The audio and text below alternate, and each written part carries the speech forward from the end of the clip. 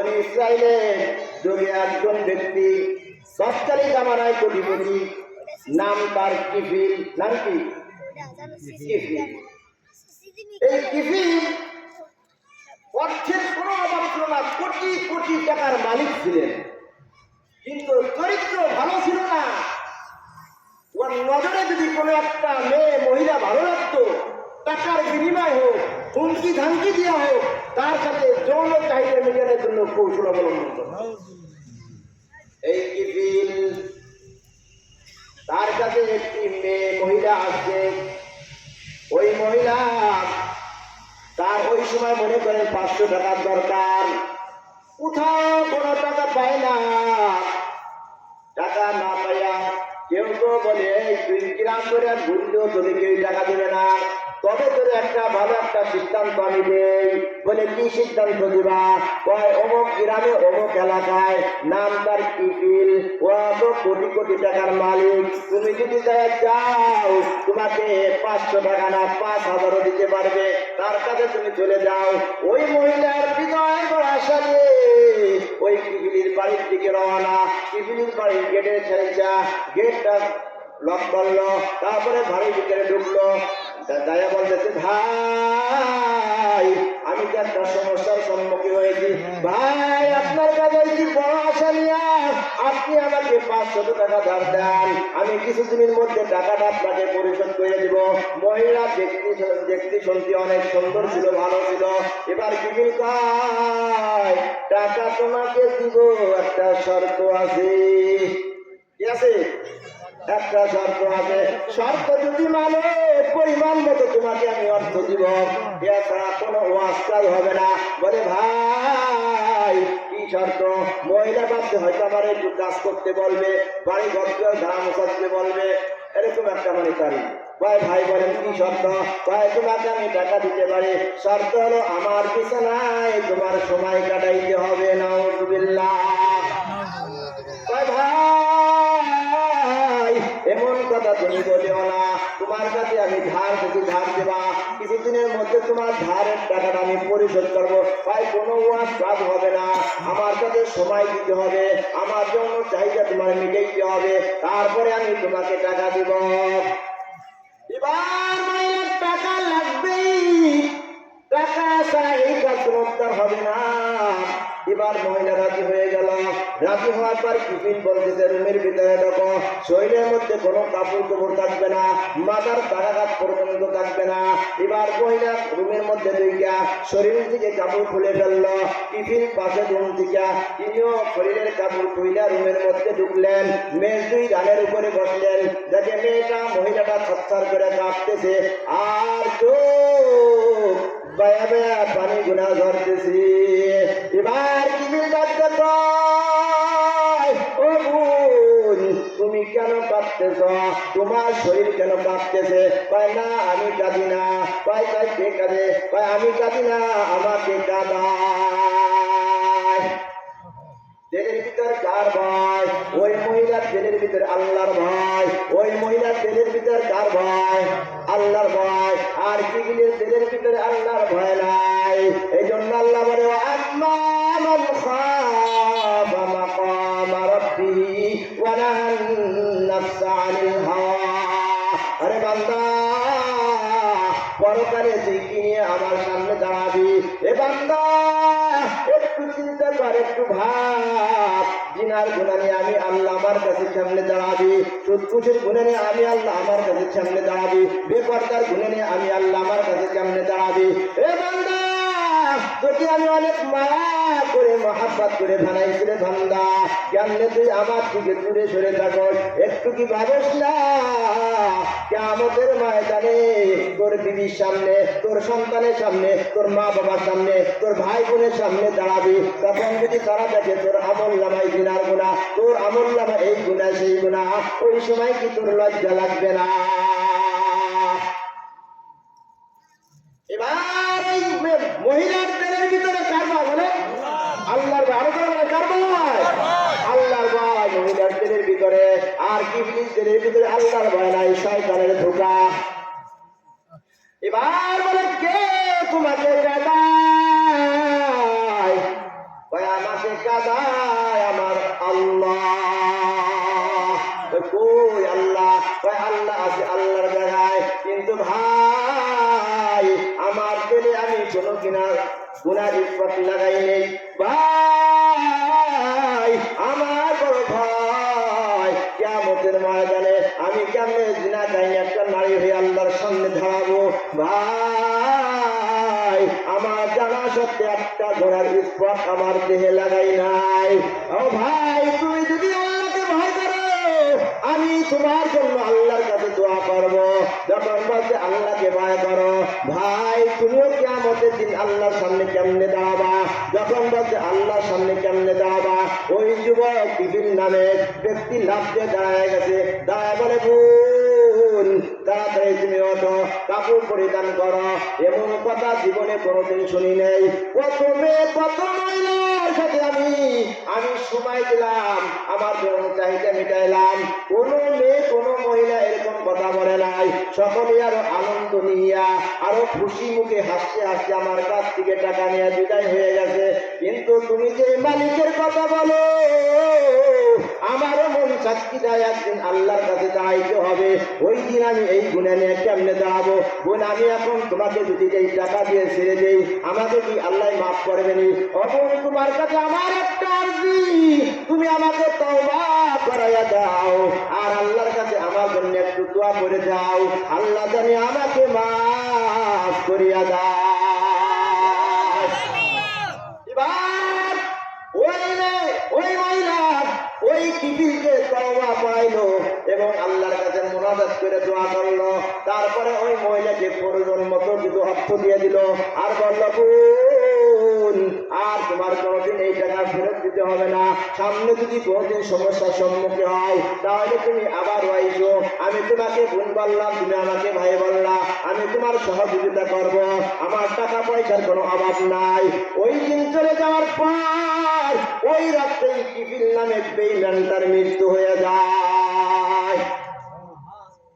ওই দিন রাত্রেই কিফিলের মৃত্যু হয়ে যায়। এবার সবাই জানে একটা জিনাকারী পুরুষ, ওর মতো বদমাশ মাথায় ঘরের ভিতরে থানার ভিতরে নাই। এত বড় খারাপ, মানুষে ঘৃণা করত বলে ছোট্ট মানুষকেও ওর জন্য ঘৃণা করত। সবাই জানে পুরকা চোখ না করে, টাকার দাপটে কেউ কিছু বলতে পারে না। এবার ওই রাত্রে মারা যাওয়ার পর সাথে সংবাদ পৌঁছে গেল, আরে কিফিল মারা গেছে, সবাই খুশি। কিফিল নামের জিনাকারী মারা গেছে, ওই বেঈমানটা মারা গেছে, ভালোই হয়েছে, বেঈমানটা মারা গেছে, ভালোই হয়েছে।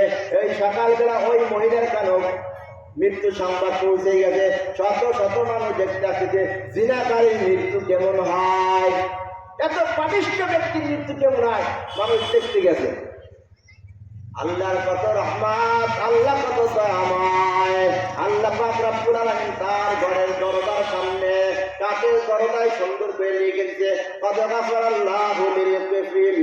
এই জনগণ, এই এলাকার মানুষ, সাবধান সাবধান, আমার কিবিলকে নিয়ে কেউ খারাপ মন্তব্য করবে না।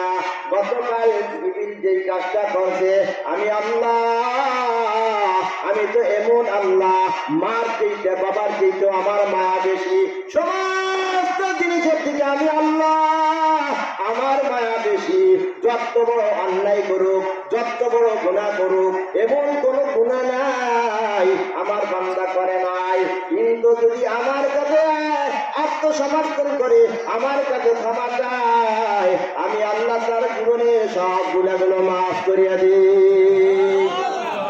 শুধু গুনাহ মাফ করে কেন তাই না, আমি আল্লাহ ওই গুনার জায়গায় নেকি দিয়ে বদলাই দেই। বলেন সুবহানাল্লাহ।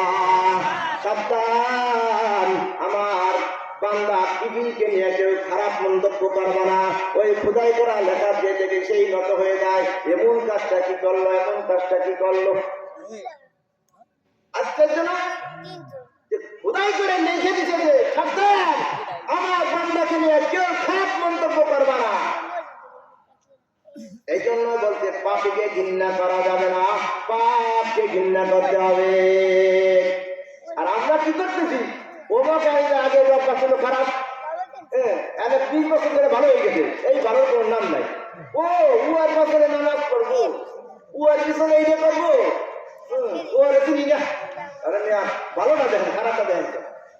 প্রত্যেকটা ইমানদারের লক্ষণ থাকবে ও ভালো কোন কাজ করছে ভালোটা দেখার জন্য, খারাপটা বাদ ডিলেক্ট করে দিতে হবে নিজের দিকে। আর আমার দরকার কি, 100টা আমি ভালো করবো, এই ছাতার কোনো দাম নাই মানুষের কাছে। 1 টাকার বেশি মানে অতিরঞ্জিত বাইরে গেছে, এত সাহস কই পায়। মানে একটা একটু বেকার করছে তোদের ভালো না, কি বলে সমাজের লোক একটা একটু তার বেকার গেছে, ও কি জানে, ও কিসের মাত্রা, ও কিসের কি, মানে উনি সব এরকম করা যাবে। আমার সবসময় ধারণা আছে আমার ভাই ভালো, তাহলে আপনাকে নাকি ভালো না, আপনার ও কি জানে, আর একজনের করছে ও কি জানে, ও কি মানবে, আপনি এটুকু পাবেন না। আপনি একজনের চিপকিয়ে দিলে আপনার একজনে ভালো জানতেছে, আপনার ও কি জানে, ও কি মানবে। আপনি একজনের ডাবাইতেছেন, আপনার আর একজনে ডাবাইতেছেন, আর যখন আপনি একজনে উঠাবেন আপনাকে 10 জন উঠাবেন। কি বলেন, ঠিক কি ঠিক না? এজন্য আমাদের সবসময় থাকবে আমার থেকে আমার অনেক ভাই ভালো, মানুষকে ভালোবাসা দিয়ে মসজিদ তৈরি করতে হবে, আমলের দিকে আনতে হবে, এটাই হক্কানি ওলামা ইকরামের কাজ। এজন্যই তো আল্লাহ পাক বলে যার দিলের ভিতরে আমি আল্লাহর ভয় ঢুকবে সে অটোমেটিক ভাবে এই গুণের থেকে বাঁচতে পারে, এছাড়া বাঁচার মতো কোনো সিস্টেম নাই। আল্লাহর ভয় করে না থাকলে বলে দুনিয়ার কেউ দেখে না, দেখে কে? আল্লাহ দেখে। এইটাই ভাবতে হবে। আমি যখন মোবাইলের ভিতরে অশ্লীল কুকর্ম নাফরমানি ছবি দেখবো তখন ভাবতে হবে মা দেখতেছে না, বাবা দেখতেছে না, বিবি দেখতেছে না, সন্তান দেখতেছে না, ভাই বোন কেউ দেখতেছে না, দেখে কে? বলে পারেন কে দেখে? বলে আল্লাহ দেখে। তখন দেখবেন মোবাইল দেখা হাত, তখন দেখবেন আপনি কোরআন তেলাওয়াত, তখন আপনার মনে যাবে অমুক হুজুরের ওয়াজ দেখি, অমুক হুজুরের ওয়াজ শুনি, আর তা না হলে ওয়াজ আসার সাথে সরাই বেড়াবেন, অমুক মাইয়ার প্যাকটিক বাইরে হয়ে গেছে, ওই সমস্ত জিনিস দেখবেন, খালি যত খারাপ আছে তাই দেখবেন। আর যখন মাওলার ভয় দিলের ভিতরে ঢুকবে তখন আর আপনি ওই বেহাঙ্গামা নারীর ছবি আর কখনো দেখবেন না। এটা হলো ইত্তাকুল্লাহ, এটা হলো আমার মাওলা পাকের ভয়। আমার মাওলা পাকের ভয় ছাড়া কেউ গুনার থেকে বাঁচতে পারবে না। কি করিলাম দুনিয়াতে আসিয়া, দেখো রে মন চিন্তা করে বসিয়া, দেখো রে মন চিন্তা করে বসিয়া, দুনিয়ারি মহাব্বতে পড়িয়া, কুরআন হাদিস সব দিয়াছি ছাড়িয়া, নামাজ রোজা সব দিয়াছি ছাড়িয়া, সবে কাটে গুরগুমার বে, হায় রে হায়, সবে কাটে গুরগুমার বে, হায় রে হায়, আপনার লায়া দিবে কলি যায়, আপনার গায়া দিবে কলি যায়, আগুনেরই তব লাগিবে দেহেরি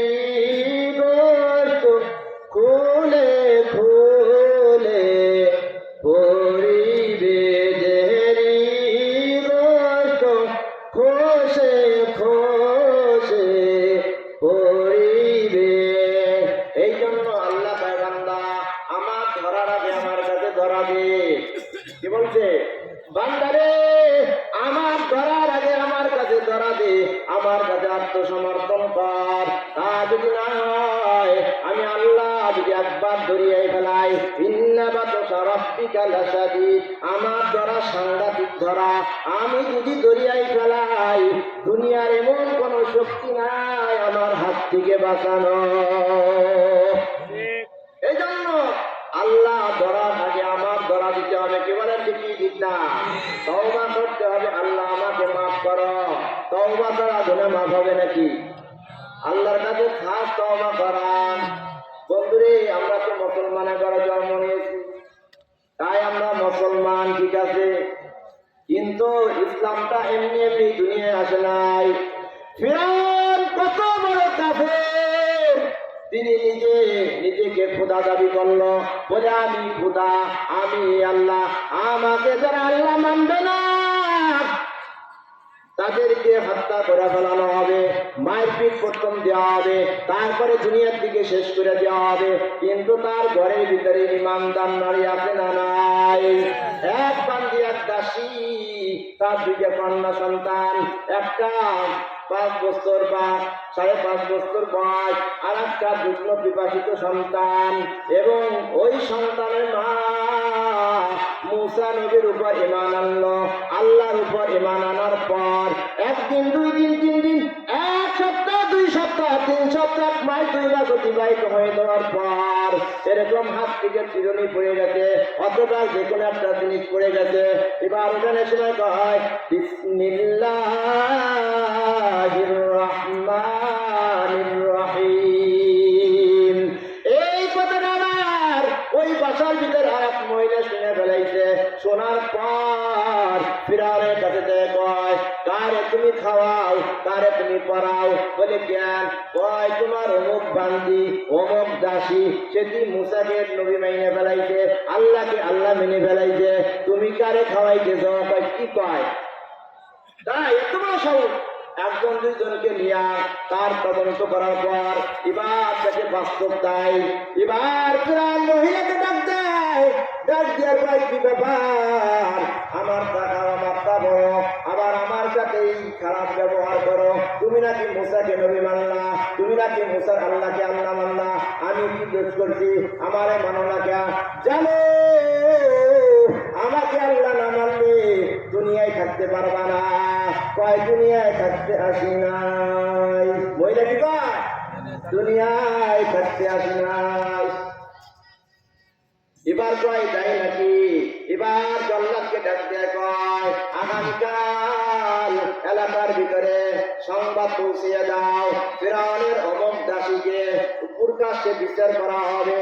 এবার জল্লাদকে কয় তেল ফুটান্ত বড় একটা ডেগের ভিতরে তেল বুঝাই কইরা ওই তেল জ্বালাও। তেল যখন লাগাইবে তখন ওই মহিলার সাথে যে 2টা সন্তান আছে তাদেরকে নিয়ে সামনে আনবা, ওই ফুটান্ত তেলের ডেগের কাছে আনবা। আনার পর ফিরআউন বলতেছে কি ব্যাপার? এই তেলের ভিতরে কিন্তু আগে তোর কন্যা সন্তান 2টা পোড়ায় মারবো, তারপরে তোমাকে মারবো।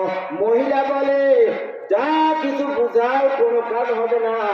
যে আল্লাহ আসমান বানাইলো, যে আল্লাহ জমিন বানাইলো, যে আল্লাহ তোর মতো ফিরআউনকে বানাইছে, যে আল্লাহ আমাকে বানাইছে, একমাত্র শুধুমাত্র আমি ওই আল্লাহকে আল্লাহ মানি। ফিরআউন তোকে আমি আল্লাহ বলে স্বীকৃতি দেই না। এই কথা শোনার পর ফিরআউনের মাথা খারাপ, খাইছে তোমার খুদাগিরি শেষ, আমার খুদাগিরি মেরাইতে ইচ্ছা হয়। এবার কয় আগেবারে মারা যাবে না, আগেবারে 5 বছরের সন্তানটাকে ফুটান্ত তেলের ভিতরে এরকম কল্লাটা ধরে রাখে। বলে এখন কি করবো? তাড়াতাড়ি বল। কয় সন্তানের জীবন দিব, আমার জীবনও দিয়ে দিব, কিন্তু আমি ঈমান দিব না। সব কিছু দিতে পারবো কিন্তু ঈমান দিতে পারবো না। দেখুন একটা মহিলা, তার ঈমানের জজ্বা কত, তার ঈমানের পাওয়ার কত। একমাত্র কিসের জন্য? আমার আল্লাহর ভয় মহিলার জেলের ভিতরে ঢোকার কারণে। কি বলেন ঠিক ঠিক না? একমাত্র আল্লাহর ভয় জেলের ভিতরে ঢোকার কারণে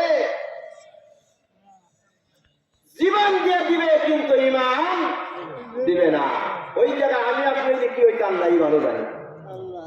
এবার ওই মেয়েটাকে উঠান তো তেলের ভিতরে নিক্ষেপ করে যায়, ওইটা শরীরটা তেলের ভিতরে পড়বে পড়বে ভাব, এমন সময় দেহের থেকে আত্মাটা উড়ে উড়ে যায়।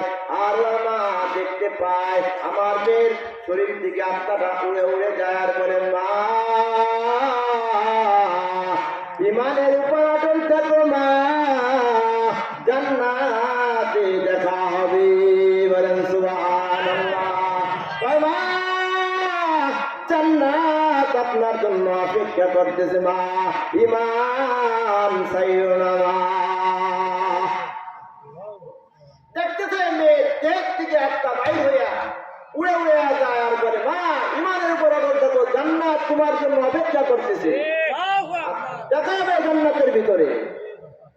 এবার বলে দেখ তোর চোখের সামনে তোর বড় কন্যা সন্তানটাকে উড়ান্ত তেলের ভিতর দিয়ে পড়ে মারলাম, পিএইচডি হয়ে গেছে, গুনাহ হয়ে গেছে। ভাই ফেরাউন কিসের ভয় দেখাস, কিসের ডর দেখাস, এটা তো কোনো ব্যাপারই না। আমার আল্লাহর জন্য মেয়ে দিব, ছেলে দিব, সব কিছু দিব, কিন্তু আমি আমার জীবনও দিয়ে দিব, কিন্তু ইমান দিতে রাজি না। এবার মায়ের কিন্তু দুগ্ন পিপাসিত সন্তানের সাথে একটা দুঃখ সম্পর্ক বেশি থাকে। দেখবেন দুগ্ন পিপাসিত সন্তান যদি কাঁদে, মা যত বড় কাঁদে লিপ্ত থাক না কেন, তার ফেলাইয়া ওই সন্তানকে দুগ্ন পান করার জন্য চলে আসে। কি বলেন ঠিক না? এবার দুধের সন্তানটাকে বুক থেকে কাড়িয়ে নিয়ে চল্লাদ ফুটন্ত তেলের উপরে রাখে, আর কয় এখনো সময় আছে, বল কমপক্ষে এই সন্তানটাকে নিয়ে বাড়িতে থাকতে পারবি। ফেরাউন সাবধান সাবধান, কোনো বাইতে থাকা থাকি নাই, ইমান দিব না জীবন দিয়া দিব। ওই ছোট্ট দুগ্ন পিপাসিতা সন্তানটাও ফুটন্ত তেলের ভিতরে ফেলে দেয়। ওই সন্তানের আত্মা উঠন্ত তেলে পাওয়ার আগে উড়ে উড়ে যায়, বলে মা ধৈর্য ধরো, সবুর করো, জান্নাত অপেক্ষা করতেছে মা, দেখা হবে জান্নাতের ভিতরে। ও মা ইমানকে তুমি চাইও না, জীবন দেওয়া লাগে দিয়ে দাও, যা চাই ফিরানকে দিয়ে দাও, ইমান দিও না। এবার ওই মহিলাটাকে ফুটান্ত তেলের ভিতরে জ্বালায় শেষ করে দিল, তারপরেও ইমান দেয় নাই। এমন মুসলমান আমার আপনার হওয়ার দরকার আছে না নাই? এমন মুসলমান হয়তো তেলের ভিতর আমার মাওলার ভয় ঢুকাইতে হবে, কি হবে না? বলে আল্লাহর ভয় যখন তেলের ভিতরে ঢুকবে, তখন আপনি সকল গুনার থেকে আপনি উন্মুক্ত হতে পারবেন, গুনার থেকে বাঁচতে পারবেন। যখন মুয়াজ্জিন আযান দেয়, দুনিয়ার সমস্ত কাজ ফেলে আপনি নামাজের জন্য প্রস্তুতি হতে পারবেন। আল্লাহর ভয় না থাকা সত্ত্বে নামাজে আমরা গুরুত্ব দিতে পারি না, ভালো মানুষের সাথে ভালো ব্যবহার করতে পারি না, আল্লাহর ভয় দিলে না থাকার কারণে। কি বলেন ঠিক ঠিক না? তাহলে কার ভয় দিতে হবে? আমার আল্লাহ বলে ওয়ান্না মান খাফা মাকাম রাব্বিহি ওয়া নাহান নাফসা আনিল হাওয়া। এ বান্দারে তোর লক্ষ্য যাবে গুনাহ করার জন্য সুন্দরী একটি মেয়ের দিকে তাকাইতে, চন্দ্র একটা মেয়ের দিকে তাকাইতে, গুনাহ করতে বান্দা, কিন্তু তুই লক্ষ্যকে ঠিক কর। ইত্তাকুল্লাহ, আমার ভয় তোর দিলের ভিতরে ঢুকা। যখন আমার ভয় তোর দিলের ভিতরে প্রবেশ করবে, তখন আর তোর শয়তানে গুনাহ করাইতে পারবে না। গুনাহ সামনে আসলেও গুনাহ থেকে বাঁচা সম্ভব হয়ে যাবে। আর যারা এই গুনাহ থেকে বাঁচতে পারবে, আমার আল্লাহ পায় বান্দারে জেনে রাখো, আমি আল্লাহ তোমার জন্য ফাইনাল জান্নাতা হিয়াল মাওয়া। বান্দারে তোর জন্য আমি জান্নাতকে সাজিয়ে রাখলাম। বান্দা তোর ঠিকানা হবে জান্নাতে। এই জমিনের উপর দিয়ে আমি আপনি হাঁটতেছি না, সব কিছু করতেছি, গুনাহ করলেও জমিনের উপরে করতেছি, ভালো করলেও জমিনের উপরে করতেছি, কি বলেন ঠিক না? ভালো মন্দ যা করতেছি জমিনের উপরে করতেছি, আর জমিনের গায়ে দরকি আমত এই জমিদার নেকো বাপ, দরকি আমত এই জমিদার নেকো বাপ, কে জানা দি দাহ গওয়াহি হাজি হাত। ও আল্লাহর গোলাম, তুমি দিনের আলোতে যদি কোনো নেক আমল করো আমি জমিনে তা দেখি, তুমি যদি রাত্রের অন্ধকারের ভিতর কোন নেক আমল করো আমি জমিন তা জানি, তুমি যদি দিনের আলোতে গুনাহ করো আমি জমিন তাও জানি, তুমি যদি রাতের অন্ধকারের ভিতরে কোনো গুনায় লিপ্ত হয়ে যাও আমি জমিন তা জানি। আমার চোখে ফাঁকি দিতে পারবা না, তোমার ভালো মন্দ সব কিয়ামতের ময়দানে প্রকাশ করে দিব। আল্লাহ পাক বলেন ইয়াউমাইযিন তুহাদ্দিসু আখবারাহা, বলে কিয়ামতের ময়দানে এই জমিন ভালো মন্দ সব আল্লাহর আদালতে প্রকাশ করে দিবে। তাহলে এক নম্বর যে জমিনের উপর আমরা হাঁটতেছি, এই জমিন কাল কিয়ামতের ময়দানে কি করবে? ভালো মন্দ সব আল্লাহ তাআলার আদালতে প্রকাশ করে দিবে। ভালো করলি ভালো, মন্দ করলি মন্দ। দুই নম্বরে হলো আমার হাত কার, এই হাতটা কার? আমার। এখন তো আমার বার্ষিক অবস্থায় কি চারটার হাত পাও কি চারটার না? আমি বলি আমার হাত, আল্লাহ তো দিছে অবশ্যই ঠিক আছে, কিন্তু এই হাত আল্লাহ পাক কোরআনের মধ্যে বলেন আল ইয়াউমা নাখতিমু আলা আফওয়াহিহিম ওয়া তুকাল্লিমুনা আইদিহিম ওয়া তাশহাদু আরজুলুহুম বিমা কানু ইয়াকসিবুন। বলে এই হাতের দ্বারা যদি কি অন্যায় করে, কারো প্রতি যদি জুলুম করে, ঘুষের টাকা যদি ধরে, যে কারণে হোক হাতের দ্বারা যে কোনো অন্যায় কাজে ব্যবহার করেছে হাতে বলে দিবে।